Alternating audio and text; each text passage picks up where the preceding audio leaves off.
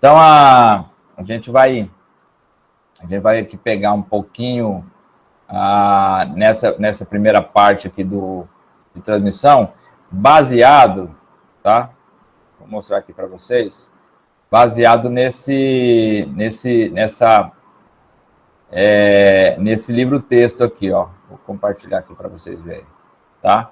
Então, esse aqui é o livro de transmissão de energia elétrica, tá vendo? Aqui é o volume 2, certo?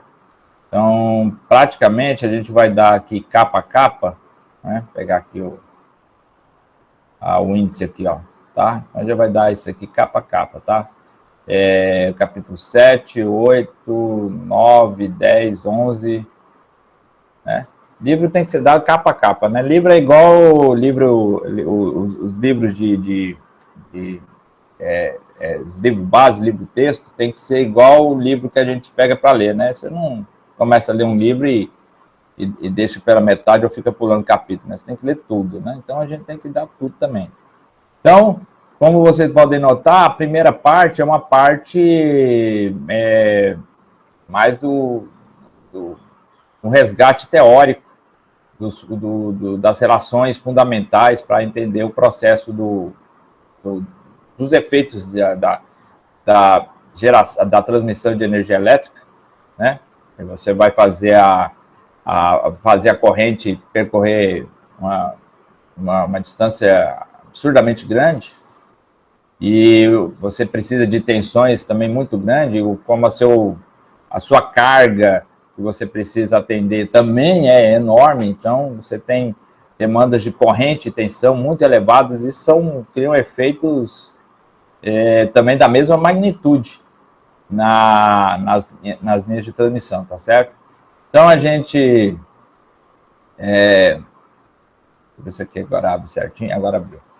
Então, a gente vai começar fazendo aquele resgate um pouco lá do eletromagnetismo, né? Ou da eletricidade de magnetismo. Acho que quem está dando aula agora é a Valquíria, né? Que está dando eletricidade de magnetismo. Isso, ela mesmo. Então, ela é a nova Arimateia, então. Ela é a nova Arimateia. A gente tem Eletromag junto também. Eletromag, acho que ainda é Romildo, né? Não sei agora, mas antigamente era. Eu tô achando que agora também vai ser Romildo, né? Achei legal que quando eu fui para engenharia, achei que eles iam me dar alguma dessas disciplinas assim. Você fala, não, eu já vou botar sendo quente, né?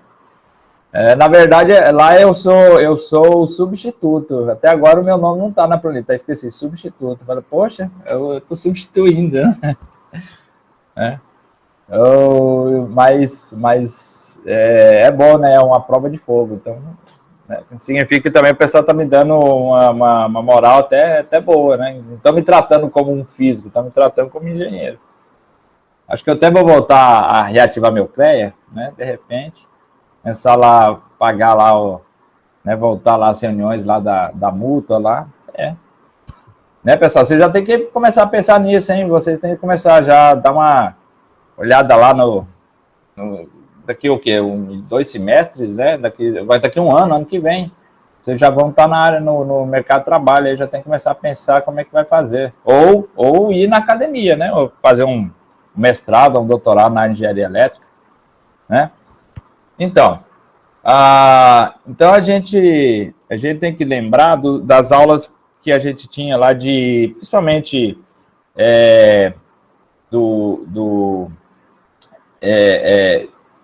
da lei circuital de Ampère, da lei de indução de Faraday, né? Basicamente, essas duas vão ser necessárias para a gente compreender, nesse primeiro momento, os fenômenos de indução da linha de transmissão, tá? Então, o que a gente vê aqui, deixa eu pegar cadê o apontador aqui?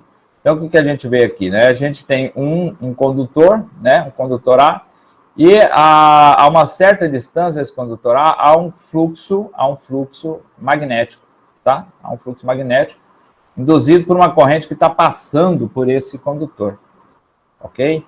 Então, no caso, nós usamos a corrente alternada. Eu vou dar um desafio para vocês, porque vocês têm eu passei esse PDF desse livro, e ele tem muito erro, né? Tem muito erro, não sei se é na época lá de diagramação, e passava um pouco batido, mas ele tem alguns erros matemáticos e outros erros conceituais, tá? Então, agora como eu tenho uma visão mais crítica, né? Porque eu vi o outro lado, vamos dizer assim, né? Então tem uma visão mais crítica disso. Por exemplo, vocês vão ver aquela anotação, vocês usam muita anotação de colocar um ponto em cima de uma grandeza, e aquele ponto em cima da grandeza significa que essa grandeza é uma grandeza fasorial, né? Ou seja, ela tem uma dependência com a frequência, tá? Então, toda vez que você vê aí um I ponto, um B ponto, isso significa que por exemplo, a corrente, né, é uma corrente alternada, né? É I0 seno de ômega t, né? Então, essa é a nomenclatura que aparece aí, e vocês já estão bem acostumados, né? Eu acho que desde lá do eletromagnetismo, né? Vocês estão acostumados com essa definição. Embora, às vezes, se confunda, né? O ponto com vetor, né? Eu lembro que a Arimateia tinha uma mania muito, né, complicada de você colocar ponto em cima das grandezas. Isso aí veio lá de uma escola espanhola, sabe, de engenharia, né, o pessoal hispânico, né, de engenharia, que tinha mania de tipografar, né, tipografar a seta com ponto para facilitar. É difícil você achar setas na tipografia antiga, né, mas é mais fácil o ponto. Então, o ponto também na matemática tem outras, esse ponto em cima da grandeza tem outras definições, principalmente na matemática, é a derivada temporal, né? Então, a gente tem que tomar cuidado com a confusão na nomenclatura, tá, pessoal?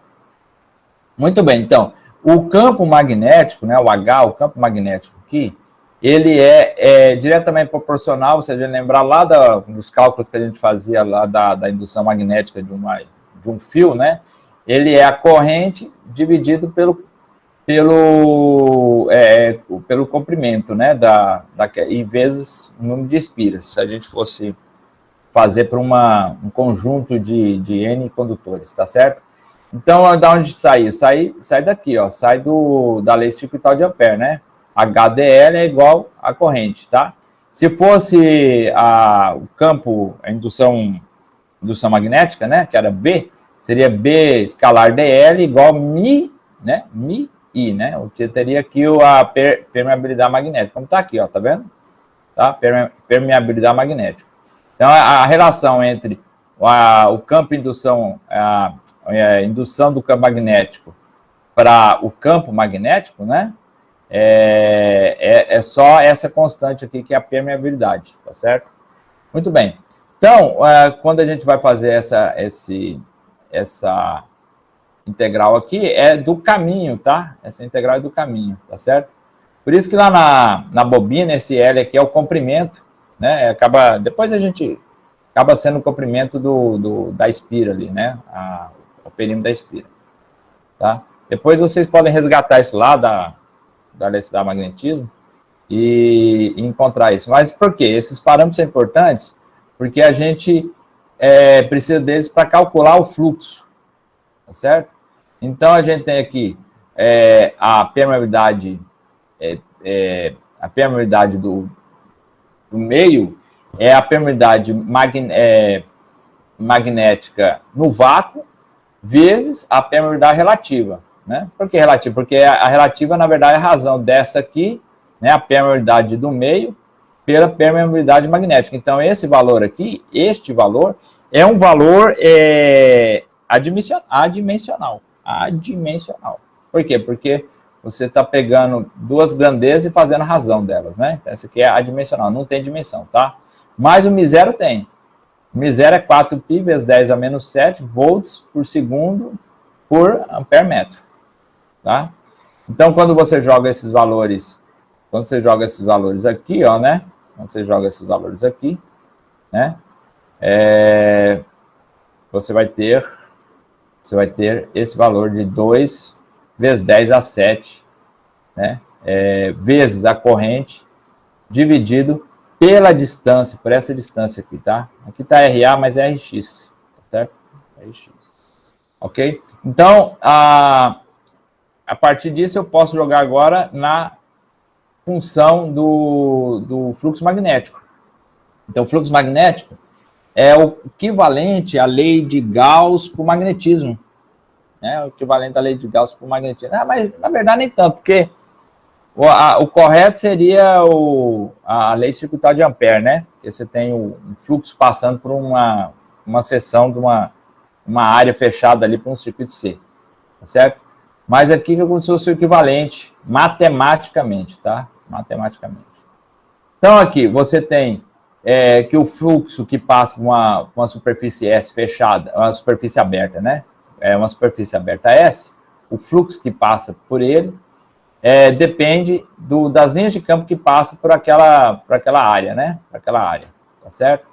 Então, se eu pegar essa expressão aqui e jogar o B, né? Vou ter o quê? Vou ter o fluxo magnético.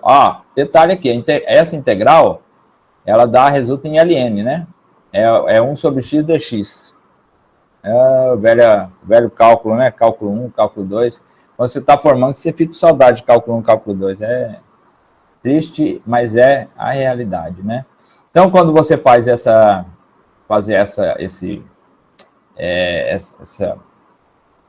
manipulações algébricas, né, você chega que o fluxo é igual o fluxo do condutor A, né? Esse fluxo aqui, Azinho, é porque este aqui está sendo expresso por unidade de comprimento, tá certo? Porque esse ds nosso aqui, nota que ele teria que ser vezes o comprimento do fio, mas o comprimento do fio aqui é unitário.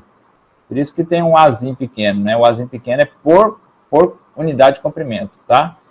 E o fluxo total, então, né? Levando em consideração o comprimento do fio, é 2 vezes 10 a menos 7, a corrente, vezes o comprimento desse condutor A, o logaritmo da distância onde você quer calcular o fluxo, tá? Dividido pelo raio do condutor. Agora, detalhe, isso aqui a gente está fazendo cálculo para o fluxo fora do condutor, tá? Fora do condutor. Aqui está o condutor, aqui nós estamos fora do condutor, tá certo? Muito bem. Obviamente, você tem que calcular a indutância entre dois condutores, A e B, em algum momento. Por quê? Porque nas linhas de transmissão você tem um conjunto de cabos, e esses cabos interferem um no outro. Então, a gente tem que calcular tanto o fluxo o fluxo próprio de A, quanto o fluxo que A faz, que B, né, tenta induzir em A, tá certo? Ou a mesma coisa do fluxo de A em B com o sinal trocado, certo?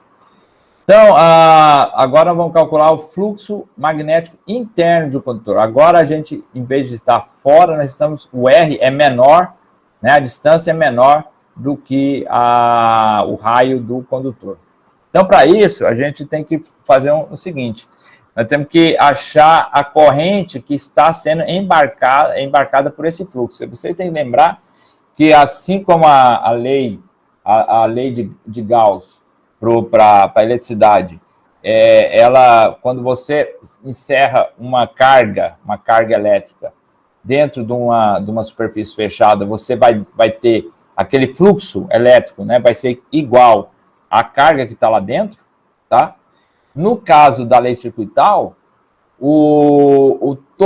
todas as linhas, todas as correntes estão embarcadas naquele circuito, vai dar o valor da corrente total, né? Todo fluxo magnético que passa por aquele circuito vai dar a corrente total que está lá dentro daquele circuito, tá? Aquele circuito imaginário ali, assim como a lei de Gauss é uma superfície imaginária também, tá certo? Então, por causa disso, como eu vou agora eu vou pegar uma distância que está dentro do condutor, a corrente lá dentro é uma corrente,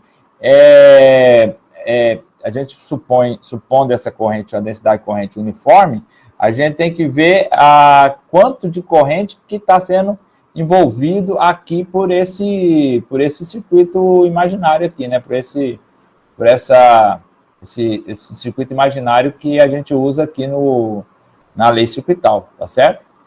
Então, por isso a gente tem que pegar a razão, né, a proporcionalidade entre as duas densidades de correntes.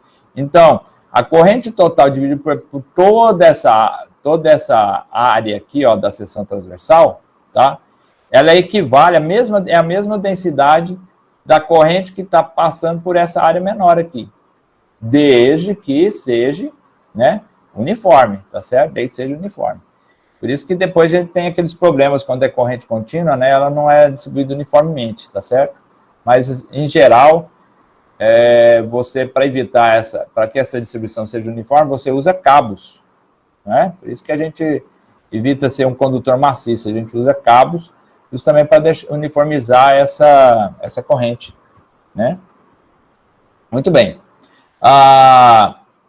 E cabos também tem uma questão matemática também, porque o cabo não ocupa todo o volume, né? Ele também não tem... Mas isso é outra história para a gente depois avaliar, tá? Então, eu vou ter que a corrente total dividida por πr quadrado, sendo R o raio do condutor, tem que ser proporcional à corrente Y, né? Aquela que está aqui dentro, tá? Dividido pelo a mesma área, só que o raio até uma parte interior ao condutor, tá?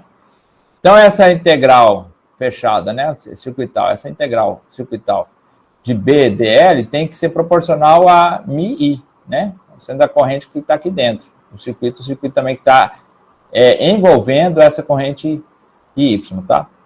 E aí, essa integral é facilmente resolvida, sabe por quê? Porque este caminho DL que nós vamos fazer aqui, ó, do fluxo, tá? Do caminho do circuital, ele é exatamente o mesmo caminho que B faz, tá? Lembra que B, o campo magnético, o campo magnético é radial à corrente, né? É radial à corrente. Coisa fantástica é isso. É uma coisa né, como é que a natureza tem essas sacadas, tá? Então, por eles terem o mesmo caminho, né? Em qualquer ponta aqui do DL aqui, o campo magnético sempre, o campo de intensidade magnética sempre vai estar paralelo a DL. Então, esse produto escalar, ele se resolve facilmente, né? Ele é comutável rapidamente. Então, B vai para fora porque ele é constante a esse caminho, né? Ele não muda, né? Tanto a direção e o sentido dele é sempre constante nesse caminho. Então, ele pode sair, né? Já perde o caráter vetorial aqui, porque o produto escalar aqui vai dar 1, né? O cosseno do ângulo entre eles vai dar 1. Então, você fica só com a integral do caminho, que nada mais é do que o próprio comprimento, que é 2πr, né? 2πry. Então, esse 2πry é igual a μ0i, mais μ0i, que a gente só consegue resolver se a gente jogar isso aqui para cá. A gente vê que se cancela aqui o π, né? Então, fica i, ry ao quadrado sobre r ao quadrado. Esses ry simplificam ry ao quadrado, tá? No livro tá errado, eu nem ia falar, queria que vocês achassem lá no livro lá. Como a gente sabe que essas coisas estão erradas, pessoal? Por matemática, sim, eu vou lá e refaço e tudo. Não é por matemática. É por uma análise dimensional, simples. O campo magnético, ele tem que ser inversamente proporcional ao quadrado da distância, né? Tem que ser, perdão. O campo magnético, né, se vocês lembrarem lá, é μ0i sobre 2πd, né, a distância, tá? Então, ele é proporcional, inversamente proporcional à distância. Então, ele tem que ser alguma coisa relacionada com comprimento a -1. Se os dois fossem ao quadrado aqui, o comprimento sumia, né? Porque metro quadrado em cima, metro quadrado embaixo, simplifica, quer dizer, não teria dependência da distância. E B tem, né, dependência do inverso da distância, tá certo? Então, só de uma análise dimensional, a gente já sabe se tem um erro ou não, né? E lá para frente a gente vai ver. Então, conceitualmente, o livro do Fuchs tem algumas, né, algumas falhas, vamos dizer, né? A gente não vai diminuir o trabalho, que é um livro base usado em quase todas as universidades de engenharia do país, né? Então, é um livro muito fundamental e a gente não pode desmerecer, mas a gente pode criticar, né? Nada impede a gente criticar, tá? Muito bem, então, o volume aqui é infinitesimal também, a gente pode extrair daqui, né? Isso aqui é uma casca, né? Uma casca de cilíndrica, se a gente pensar em que o Y aqui está saindo da tela, então a casca cilíndrica. Então, o volume aqui infinitesimal seria 2πr dr vezes o comprimento. O comprimento não está aqui. Por que o comprimento não está aqui? Não está aqui porque a gente esse Vzinho é por unidade de comprimento também, tá? Quando o volume é volume por unidade de comprimento, a unidade dele não é mais metro cúbico, que é metro quadrado, né? Volume por unidade de comprimento é metro quadrado. Então, aqui a gente tem também, né, por um volume linear, né? Coisa estranha. Vocês já repararam que você pode ter uma área infinita e um volume infinitesimal? Coisa doida, né? Uma coisa gigantesca, outra coisa, né, minúscula, né? Tem coisas que são, por exemplo, infinitas, mas tende ao finito. Uma esponja, por exemplo, tem superfície, tende, né, a ter uma superfície infinita, mais um volume finito, né? Depois vocês procurem o tal do, né, tem uma experiência mental, né, que os matemáticos falam, que chama hotel infinito, né? Um cara que tem um hotel de infinitos quartos. E aí é possível, ele mostra que existe infinitos maiores que outros infinitos, né? Como é que um infinito pode ser maior que outro infinito? Tem, né? Uma coisa interessante. As coisas matemáticas a gente, né, fica fascinado. Então, eu tendo o volume aqui, lembrando que a energia, essa aqui é a expressão da energia, tá? A energia armazenada no campo magnético, tá? Então, a energia armazenada no campo magnético é 1/2.000, né, integral de B ao quadrado dV. Essa energia também é uma energia por unidade de comprimento, já que o volume também é por unidade de comprimento, tá certo? Isso aqui é a mesma coisa de meio de L quadrado, né? Nossa Senhora, a gente tá lembrando de coisas, hein? Meu Deus do céu. Bom, a qualquer momento vocês podem interromper, tá, pessoal? Eu estou aqui no áudio, estou ouvindo, tá? Bom, então, substituindo os valores, tá certo?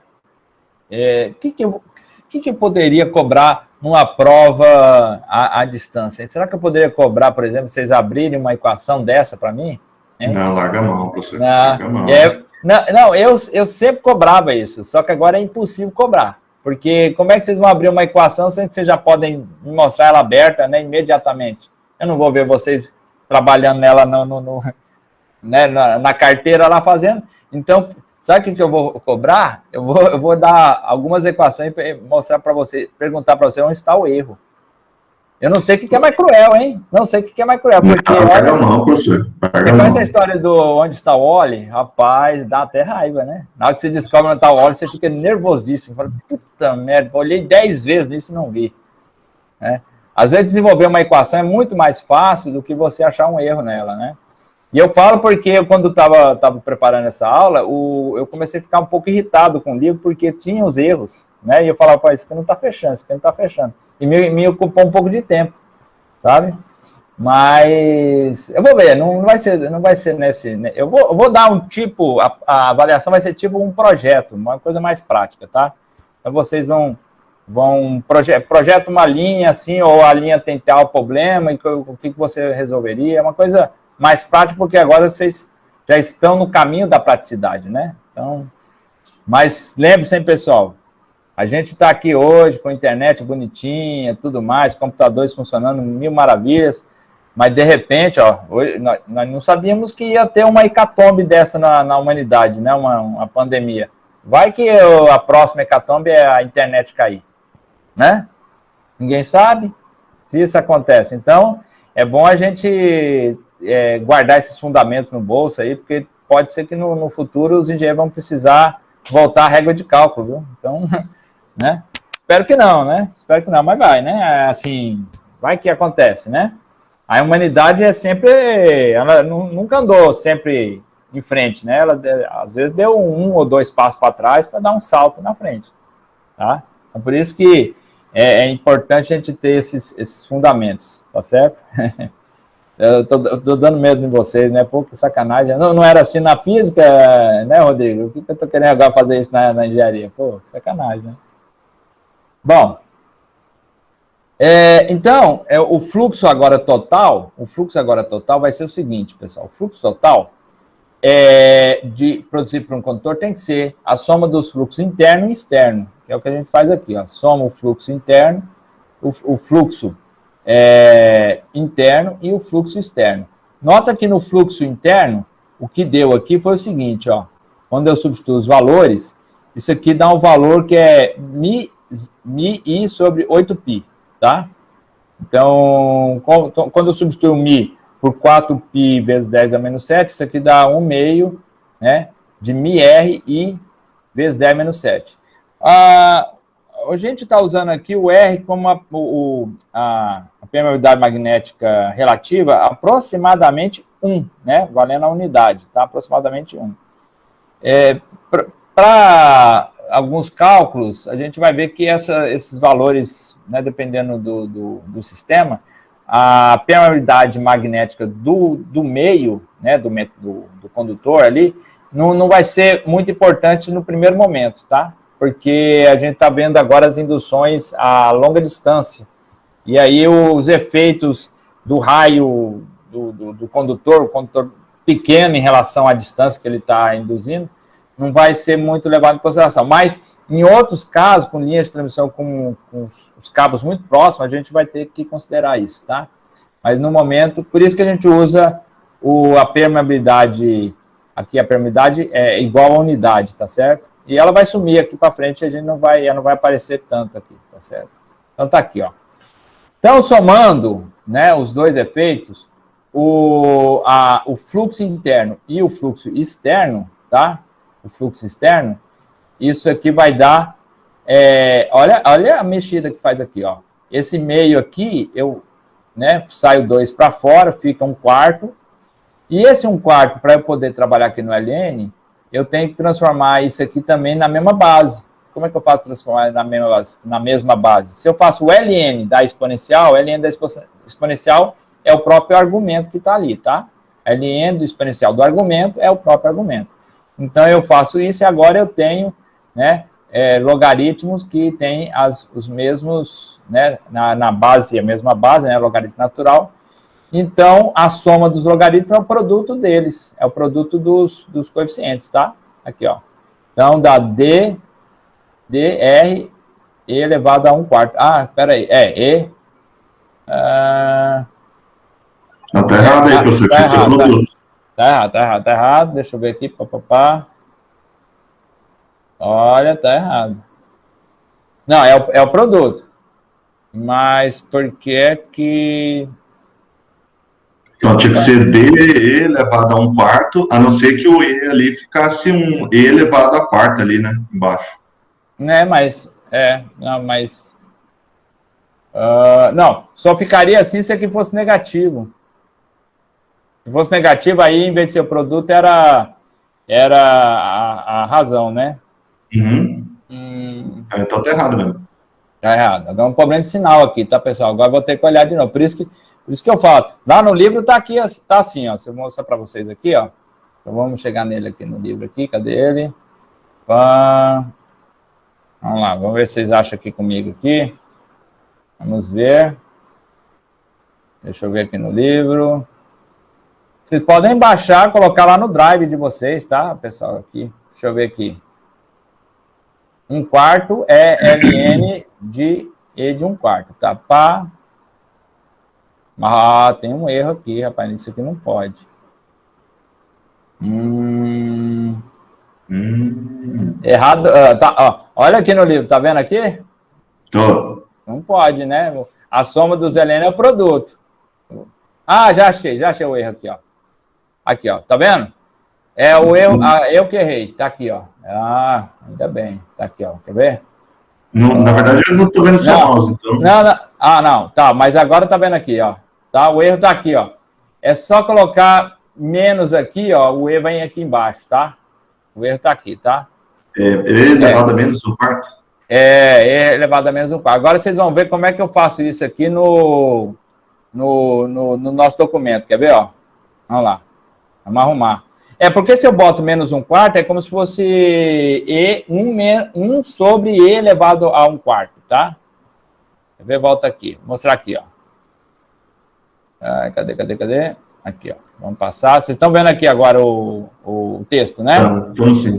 Então, olha só. Então, aqui, ó, aqui tá ok, tá? Vocês não conseguem ver o mouse porque o Google não mostra, mas pelo menos tá o destaque, né? Estão vendo o destaque. Então, olha só. Para passar esse E para baixo, né, para ficar aqui negativo, isso é a mesma coisa de eu inverter o LN, tá? Inverter o LN. Para inverter esse LN, esse menos aqui, eu jogo ele no expoente aqui do argumento. O expoente do argumento é um quarto, aí fica menos E elevado a menos um quarto. Isso é uma sacada quando você trabalha com exponenciais, né? Para você inverter o sinal do argumento, é só inverter ele, né? Colocar 1 sobre x é x a menos 1, tá? Agora, olha só como é que a gente faz aqui, ó. Vamos alterar aqui. Ó. Lá, agora vamos pegar aqui, aqui fica menos, tá? Aí dá um render aqui, vamos ver a mágica. Aqui também vai estar errado aqui, ó. Aí, agora ficou E a menos um quarto, e aqui também está errado. Deixa eu pegar aqui. Opa, volta aqui. Isso aqui, ó. Oi? Clica no vermelhinho aí. Não, mas aí não, aí perco todas. Mas eu já fiz isso, é só dar um Ctrl Z e volta rapidão. Aí. Eu já fiz isso aqui, de apertar aqui, é só dar um Ctrl Z e rapidão volta. Aí, ó, E elevado a menos 4. Vocês entenderam esse negócio do exponencial negativo? Quando você bota E a menos um quarto, é a mesma coisa de 1 sobre E elevado a um quarto. Parece que voltou ali, né? Deixa eu ver. Não, aqui está E elevado a menos um quarto. Aqui está certo. Pega a última linha. A última linha aí é E elevado a menos um quarto. Aí ele pode passar para baixo. Ele pode passar para baixo porque o expoente está negativo, tá? Eu achei que o que tinha que mudar era a terceira linha, mas beleza. Não, aqui tá ok, porque eu tive que transformar esse 1 quarto em ln do exponencial, né? Aqui tá ok. Só que ele foi para baixo, porque esse aqui, quando eu coloco menos aqui, quando eu coloco menos no exponencial, deixa eu voltar aqui voltar aqui na apresentação, que agora eu teria que trocar aqui na apresentação, tá, pessoal? Então, aqui, ó, quando eu quero passar esse E para baixo, eu tenho que colocar menos aqui e inverter, né? Duas coisas, tem que fazer outra coisa, não é colocar menos a força. Se eu colocar menos na exponencial, eu tenho que inverter o fator, tá? Por exemplo, 1 sobre x elevado a menos 1 é x. Vocês concordam? 1 sobre x elevado a menos 1 é x. Não é isso? 1 sobre x elevado a menos 1 é x. Então, tá aí, tá? Então, aqui é menos, tá, pessoal? Então, é só fazer a correção aqui. Tanto é que não ia dar esse valor aqui, tá certo? O erro aqui foi nosso. Então, vamos lá. Bom, então, agora, isso que é interessante. Nota que este valor aqui, ó, esse resultado aqui, é o mesmo resultado do fluxo magnético externo de um condutor, ó. Aqui, ó. O fluxo magnético externo de um condutor é 2 vezes 10 a menos 7 e ln de D sobre R. E o total, ele é 2 vezes 10 a menos 7 e ln D sobre R', onde esse R' seria um raio efetivo. Ele é 0,77 do raio real, tá? Então, ele é 77%, 78% do raio real, tá?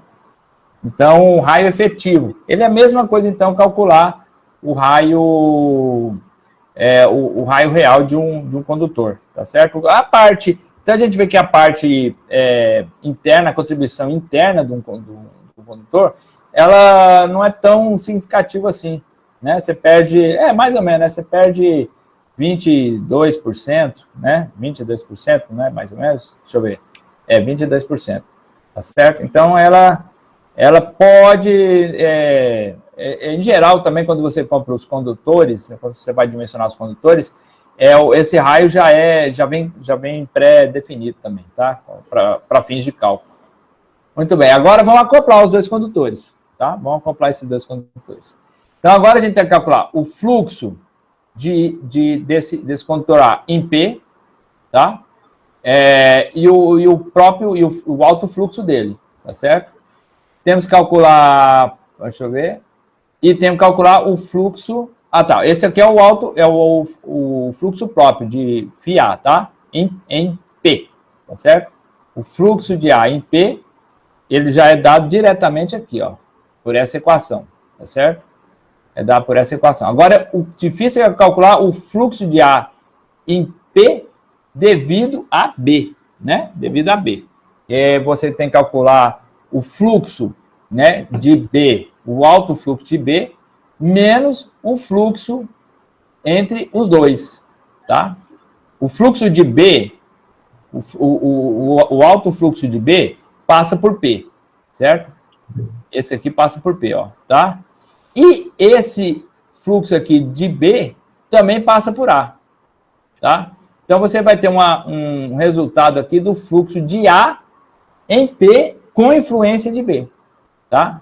Então, é o fluxo próprio de B menos o fluxo mútuo, né? O fluxo mútuo. Por que menos o fluxo mútuo? Porque essas correntes estão vindo na mesma direção, tá? O IA e o B a gente está considerando na mesma direção. São condutores paralelos, também corrente paralela. Lembrando que quando a gente está trabalhando com linhas de transmissão, as correntes, na verdade, são contrárias, né? Elas tendem a se defasarem de tal modo que elas ficam em algum momento em oposição, ou quando soma duas para um lado, uma está para o outro, para tentar sempre se contrapor ao alto fluxo, tá certo? O fluxo mútuo, a indução mútua, né? Muito bem. Então, agora aqui, por isso esse sinal negativo, então, estamos explicando esse sinal negativo, tá? Aí você vai colocar o valor do fluxo de B, que é aquela equação que a gente usou mesmo para o alto fluxo de A, né, alta indução de A, menos o fluxo de B em A, né? Isso vai dar esse resultado, você corta esses dois aqui, vai dar dBP sobre DAB. Essa conta aqui não está aberta lá no livro, tá? A gente deu essa colher de chá aqui para vocês. Então, no final, o fluxo de A em P total vai ser o fluxo próprio, né? A indutância própria de A em P, né? Mais o mútuo, tá? Mais o fluxo mútuo. Então, isso aqui vai resultar nessa expressão, uma dependendo da corrente em A e outra dependendo da corrente em B, tá certo? Lembra que essa parte de B surgiu daqui, ó, da influência do condutor B em cima do fluxo de A, tá certo? Então, você vai ter agora uma equação de fluxo com duas variáveis, né, dependente de cada uma de um dos circuitos. Então, você então resolve para o fluxo em A, tá? Partindo dessa aqui, essa expressão que chegou aqui, tá? E A e B, tá vendo? Aí você tem isso aqui, ó. Agora, nota que tem um D aqui, e aqui não tem um D, tá aqui DAP e DBP. Bom, vamos lá, como é que a gente tirou esses dois argumentos aí, da distância, né, do circuito A e do circuito B, em relação a P? Se esse P estiver muito distante, em relação, assim, ao circuito, muito distante, eu digo, alguns poucos metros, dependendo da distância entre A e B, esses poucos metros aí são, né, são significativos. Então, você, na verdade, vai ter uma distância D em relação aos dois circuitos. No livro, o livro faz um argumento muito ruim, muito ruim. Ele fala assim, que, em geral, a corrente A e B são iguais, né? Mas se você fazer que A e B são iguais, você não precisa mais resolver o sistema, né? Você já está falando que a corrente A é igual à corrente B, então não precisa resolver sistema nenhum, tá certo? Na verdade, o argumento correto é o seguinte, a distância é muito grande, tá? Então, você substitui o DAP e o DBP por uma variável D, tá? Que é a distância entre P e o ponto médio de carga do circuito AB, tá certo? Então, esse é um argumento matemático muito melhor, mas muito melhor, tá? Do que o argumento está lá no livro. E aí você tem, aí eu substitui aqueles parâmetros por D. Então, você tem agora essa solução para o circuito A, o fluxo de A, o fluxo de B. Isso aqui é um sistema de equação, né? Com o fluxo dependendo das correntes. Isso aqui eu posso apresentar na forma matricial, já que é um sistema de equações, tá certo? Então, tá aqui, ó. Maravilha, né? Porque quando fica em forma de matriz, a gente sabe resolver no computador. Isso que é bacana, né? E fora que a matemática matricial é uma matemática muito, muito bonita, né? Muito, muito prática. Então, agora percebe, ó. Porque esse D aqui, a gente pode ignorar como lá no livro ignorou, né? Rapaz, o livro fez uma coisa tão bizarra, né? Foi assim, um argumento pantagruélico, né? Um argumento teratogênico, né? Produtor de monstro, né? Não pode. Você não pode pegar um logaritmo exponencial, ele trata, dentro do argumento dele, um valor adimensional, não pode ter dimensão. Se você coloca lá ln de 1 sobre r, a dimensão é de metros a menos 1. E logaritmo não trata em dimensão assim, não pode, né? Então, o que a gente faz, né? Aqui o que vai acontecer? Quando você fizer esse produto, né, você vai fazer o determinante, isso aqui é o determinante do primeiro, né? Não sei se você lembra de Sarros, né? A gente faz esse argumento menos esse, né? Esse menos esse, mais esse, esse vezes esse, mais esse aqui. Eu não vou falar as posições aqui, eu tenho que só mostrar aqui com o cursor, tá? Mas esse aqui vezes esse, né? Assim que você acha o determinante numa matriz quadrada, tá certo? Na diagonal principal, é o primeiro termo superior com o último termo inferior, né? Esse vezes esse, menos na diagonal secundária, né? É o argumento inferior vezes o superior, tá? Agora, quando você vai fazer você vai fazer isso aqui, tem uma troca de sinais, né? Tem uma troca de sinais, né? E como você vai fazer essa troca de sinais, você vai perceber que o D, né, o argumento D vai simplificar. No final aqui, quando você fizer o determinante, o D não vai ser, a distância não vai ser fundamental, tá? Então, para título de você não carregar muito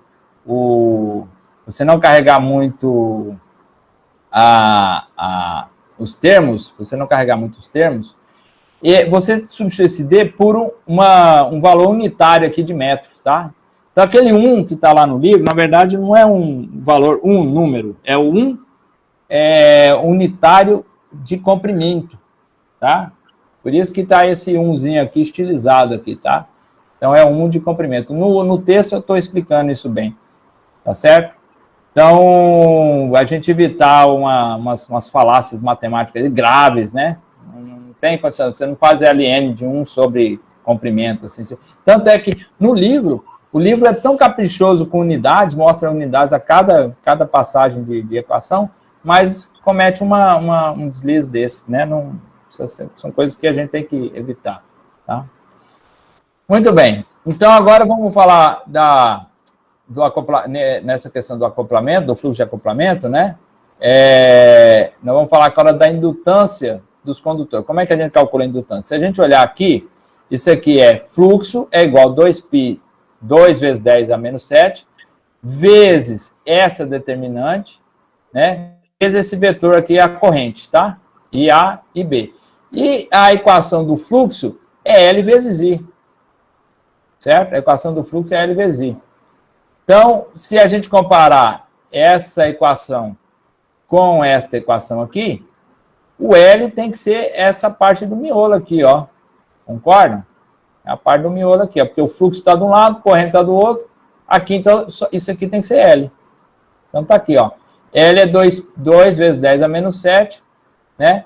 O logaritmo lá das distâncias, né? O logaritmo do determinante do critério geométrico, né? Do critério geométrico. Isso é dado em henries por metro, tá? Agora vamos ver a reatância indutiva, tá certo? Então agora a gente tem a tensão, né? A queda de tensão indutiva entre dois circuitos, A e B, tá vendo? A corrente tudo no mesmo sentido. Temos a distância entre A e B. E aí a gente sabe lá do glorioso lei de como é que é? A DDP no indutor, né? Vem lá da lei de Lenz e vem da parte do campo magnético, dependendo do tempo, né? E a gente faz esse cálculo aqui, tá? Então, a tensão no indutor é L dI dt. Olha o pontinho aqui, tá? O pontinho significa, né, que é frequência, que a corrente está no domínio da frequência, tá? A corrente está no domínio da frequência. Muito bem. Então, se está no domínio da frequência, a derivada temporal disso aqui, né, é o... Ai, que erro aqui, que é cosseno, tá? É cosseno, tá? Se derivou, tem a derivada da interna vezes a derivada da... Ah, não, peraí. Tem que derivar a interna e a externa, que vira cosseno, tá, pessoal? Tá errado. Concordam, né? Que a derivada do seno é cosseno. Você tem a derivada da interna vezes a derivada da externa. A interna aqui, ó, sai o ômega F para fora, tá? E depois vezes a derivada da externa, que é cosseno aqui, que tá errado, tá? Depois eu vou corrigir lá, tá? Então fica cosseno, tá? Aí eu posso deixa eu ver, tá certo mesmo? Deixa eu ver, cosseno de ômega t, derivada, tem que fazer a derivada da externa, tá? Então, isso aqui volta a ser essa equação a menos do fator de defasagem, tá? A menos do fator de defasagem. Muito bem. Aí eu tenho que a frequência S ômega é a frequência angular. A frequência angular é 2π vezes a frequência linear, tá? Então, eu tenho que essa diferença de tensão, ou a tensão no indutor, é 2π, né? 2π a frequência vezes IL, tá? Vezes IL. Ok, como eu tenho L, né? Eu só substituo o L que eu já encontrei aqui na equação anterior, e aí eu acho o valor da queda de tensão. Então, agora nós temos queda de tensão, temos a indutância, né? E temos o fluxo. Ok? Então, são as equações que a gente já está com ela no bolso. Tá? Agora, para a gente terminar, né, a gente vai ver agora a situação quando o fluxo é com retorno, quando os condutores, um deles está retornando pelo solo. Aqui era aéreo, né, e aqui pelo solo. A vantagem é que agora a corrente em B, o circuito B, na verdade, vale menos IA. E onde tinha IB, eu substituo por menos IA. E a distância, que era a distância entre A e B, agora é a distância 2H, que é a altura do circuito até o solo, tá? A altura do circuito até o solo, isso aqui se espelha, né? Isso aqui é espelhado, certo? Então, agora nós temos a outra equação do fluxo próprio do circuito A para o retorno retornando pelo solo, considerando isso um outro circuito, né? Considerando um outro circuito, o retorno pelo solo. Então, agora, utilizando essa equação, vamos imaginar, né, os dois circuitos A e B, mas agora A e B têm retornos pelo solo, certo? Então, agora, aí sim, isso é uma coisa que se eu cobrasse em prova, era judiar de vocês, né? Não, que isso, professor, pentagrama esse negócio aí, isso é foda. Tá vendo? Pentagrama, já viu, né? Coisa do demo, isso aí não. Putz. Deus me livre. Então, né? Se fechar aqui, então, ó, já pensou fechasse aqui agora? Rapaz, Não, larga a mão. vocês lembram do Full Metal Alchemist, né? Lembro. Vai invocar Arimateia aí, professor. Vai perder uma perna e um braço, né? Cuidado, né? Perde uma perna e um braço. Perde um braço e um corpo, né? Perde um braço e um corpo. Então, invocar Arimateia, Deus me livre. Jesus. Mas vamos lá. Então, você pegando a somatória agora desses fluxos, né? Você vê, ó, vai ter um monte de coeficiente de logaritmo, né? E você resolvendo cada um desses logaritmos, lembrando que a gente pega P a uma certa distância, né? E quando a gente pega esse ponto aqui a uma certa distância desse circuito, alguns valores aqui se aproximam. Por exemplo, a distância de A', né, de A', que é o circuito que está aqui o espelho na Terra, né, para P, e a distância de B, né, de B a P, vai ser, deixa eu pegar aqui, tá aqui, né, essa distância com essa distância vão se equivaler, assim como essa com essa aqui, tá, a distância do circuito B com o seu espelho em B. À medida que P se afasta, essas distâncias se equivalem. Por isso que essas razões aqui, ó, né, essas razões aqui vão indo embora, tá? Essa e essa aqui vão embora, né? Elas ficam iguais, né, e vão embora, tá? O Ln de 1 é 0, né? Ln de 1 é 0, ó, que tristeza. Pois é. Então, sobra só esses termos aqui, de A e B, tá certo? Aí, agora, eu substituo o DAB, né? O DAB, que é essa linha aqui, deixa eu ver, DAB, essa maior aqui, ó, tá? Não, ela tá aqui, DAB tá aqui. Não, tudo bem. Essa aqui é o fluxo para o circuito A, e se eu fizer isso tudo para B, o equivalente, analogamente, eu só vou ter essa troca aqui dos coeficientes aqui, ó, tá? O IA vai ser multiplicado por ln DAB por DAB, né? A distância grande pela distância pequena. E aqui a corrente B vai ser multiplicada por 2HB, né? A altura do circuito B ao solo, dividido por os raios do circuito B, tá? Aqui o circuito A e aqui do circuito B. Então, agora eu tenho esse determinante um pouco diferente do determinante para quando você não considera o retorno pelo solo, né? Quando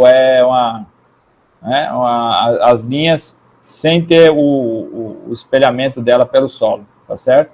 Então, esse aqui agora é o fluxo para uma linha e considerando a corrente retornando pelo terra, tá? As condições de retorno por terra, a gente tem que levar em consideração que não são, assim, ideais, né? Não são ideais. Existe a resistividade do solo é diferente, né? As condições alteram com o tempo, alteram com a geografia, né? A superfície nem sempre é regular, plana. Então, isso aqui é uma situação idealizada, mas tudo que a gente vai fazer na engenharia, a gente sempre coloca um fator a mais, né? Um fator de segurança. Já que a gente idealizou, nós também não podemos ter cálculos em cima de coisas idealizadas, né? Um boi, você pode até fazer né? Idealizar ele como se fosse um elipsoide, né? De revolução, boi, né? Mas o boi tem chifre, tem pata, e é mais complexo, né? Mas se você quer encher, por exemplo, com um hall, você pode imaginar o volume de um sódio de um elipsoide de revolução, mais ou menos vai dar, né, o aproximado do que é real. Mas você sempre tem que colocar uma margem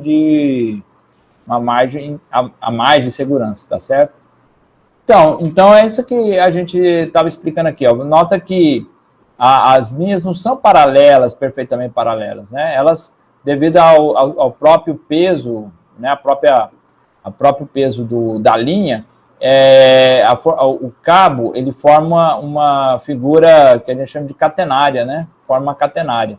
Então, você vê que a distância do solo aqui, ó, ela varia. Então, por isso que você não pega a altura do poste, vamos dizer, né? Da onde está içado o circuito, né? Da onde está içado o circuito ao solo. Você tem que pegar uma altura intermediária, essa altura intermediária aqui, ó, que é o cálculo geral que a gente faz, é esse aqui, ó. HI é 0,7 do valor da flecha, tá? HI menos 0,7 o valor da flecha, ou seja, essa altura menos o valor da flecha, que é calculado, né? Ela é calculada dependendo da distância, da distância entre os pontos de içamento, tá? E dependendo do material do cabo também, que tem a elasticidade do cabo e outros fatores. Então, em geral, esse F, ele, quando você vai comprar um cabo, né, e vai fazer a linha de transmissão, o fabricante, ele dá o alongamento, ele já explicou que vai ter, reflete tanto por metro, né, por quilômetro, tá certo? Então, essas coisas a gente praticamente não calcula, né? Praticamente não calcula, mas tem que saber, né? Tem que saber. Bom, essa aí foi então nossa primeira aula aí. Não foi acho que não foi com o intuito de deixar vocês assim aflitos, mas na verdade é mais para a gente relembrar, tá? Os nossos conceitos de eletromagnetismo, eletricidade, magnetismo, e também para não dizer que a gente aprendeu aquilo lá à toa, né? Então, a gente se vê, alguns às 6 da tarde, outros só às sexta-feira, 9h30, tá bom? Beleza, Até mais professor. então, pessoal. Falou. Falou.